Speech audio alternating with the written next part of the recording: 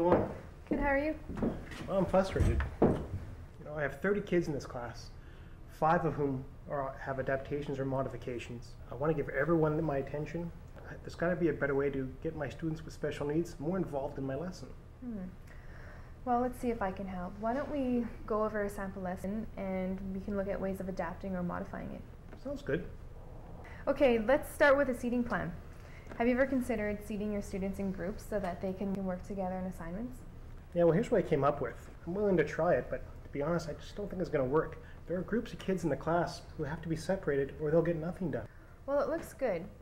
You might want to try sitting Andy closer to your desk, though, because he sometimes gets distracted when he's at the back of the classroom. And Sarah, she might be better paired off with someone who can write out the notes for her, so that she can concentrate on just listening. Hey, have you ever considered providing a copy of your notes to the class so that they can just write in their own comments while you talk about what's going on that day? No, I really hadn't thought about that. Sounds like a good idea, as long as it doesn't affect their writing skills.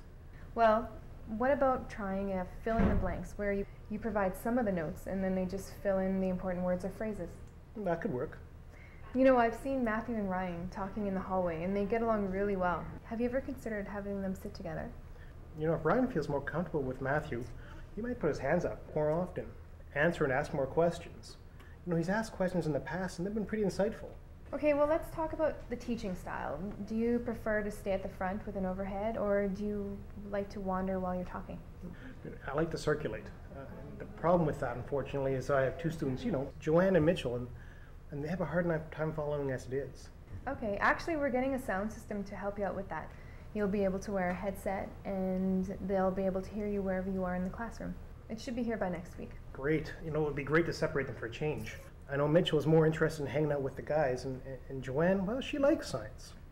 Now let's talk about tests. I have Sarah. I have her using a keyboard to input her answers on tests and prints them off for me. I always think there's got to be a better way to make her tests more accessible. It depends on what you want to test. Using multiple choice and word banks can really help students to accurately show how well they know their material. But don't those tools kind of give the answers? I always thought they were a bit of a cop-out. Well, not according to the research I've been reading. And then there's the question of what you're testing for. Are you testing their knowledge or their ability to take a test? Sometimes it's hard to tell. Sometimes I want to stretch their ability to work under pressure. They have to have that ability too. Well, oral testing is an alternative. Have you ever considered that? It might be a bit more time consuming, but you'd be surprised at what the students can tell you when they don't have to write everything down. That's an idea.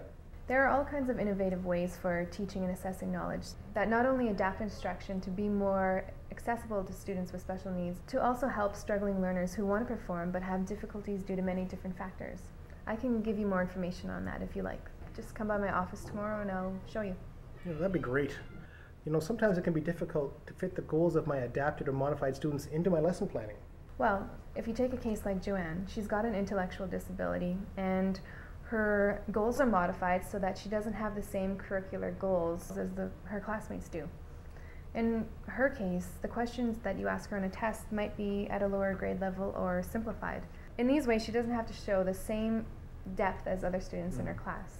I can help you with those modifications, and her EA is really good at knowing her skills and her limits.